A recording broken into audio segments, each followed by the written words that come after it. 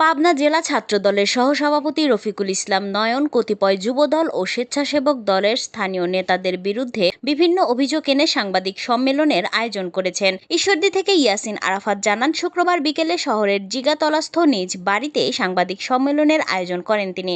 এ সময় নয়ন সমর্থিত বিএনপি সদস্য হাবিবুর রহমান হবি, দুলাল মণ্ডল ও কলেজ শাখা ছাত্রদলের প্রস্তাবিত কমিটির আহ্বায়ক খালেদ বিন পার্থ সহ কয়েকজন কর্মী উপস্থিত ছিলেন। সাংবাদিক সম্মেলনে লিখিত বক্তব্যে রফিকুল ইসলাম নয়ন অভিযোগ করে বলেন, জেল থেকে ৪৭ জন নেতার মুক্তি হওয়ায় বৃহস্পতিবার সরকারি কলেজ চত্বরে আনন্দ মিছিলে জড়ো হওয়া সাধারণ ছাত্রছাত্রী ও খালেদ বিন পার্থর ওপর একদল সন্ত্রাসী আক্রমণ চালালে সে তার রাজনৈতিক কার্যালয়ে আশ্রয় নেয়। এই খবর শুনে বাড়ির বাইরে আসতেই সন্ত্রাসীরা তাকেও লক্ষ্য করে গুলি চালায়।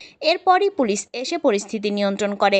সম্মেলনে জাকারিয়া পিন্টু সহ তার ৩ ভাইয়ের সম্পর্কে বিভিন্ন অভিযোগ তুলে বক্তব্যে বলেন, তিনি এই সকল ঘটনার প্রতিবাদ জানানোর জন্যই সাংবাদিক সম্মেলনের আয়োজন করেছেন। নয়নের ডাকা সম্মেলন ও জাকারিয়া পিন্টু সহ ৩ ভাইকে জড়িয়ে দেওয়া বক্তব্যের প্রতিবাদে ঘটনার দিন বিকেলেই বৈষম্য বিরোধী ছাত্র আন্দোলনের সদস্য সহ শিক্ষার্থীরা বিভিন্ন সামাজিক মাধ্যমে ভিডিও চিত্র প্রচার করে দাবি করে বলেন, সরকারি কলেজে মাদক মুক্ত পরিবেশ সৃষ্টির চেষ্টাকালে সাংবাদিক সম্মেলনের আয়োজনকারী নয়নের পক্ষের কতিপয় সন্ত্রাসীরা শিক্ষার্থীদের ওপর হামলা চালায়। এদিকে সম্মেলনে রফিকুল ইসলাম নয়নের দেয়া বক্তব্যকে গঠনতন্ত্র বিরোধী বক্তব্য উল্লেখ করে বিএনপি নেতা এস.এম. ফজলুর রহমান, বিষ্ট সরকার সহ শীর্ষস্থানীয় নেতৃবৃন্দ, যুবদল নেতা লিটন হোসেন ও স্বেচ্ছাসেবক দলের নেতা মেহেদী হাসান সহ অন্যান্য নেতারা তীব্র প্রতিবাদ জানান।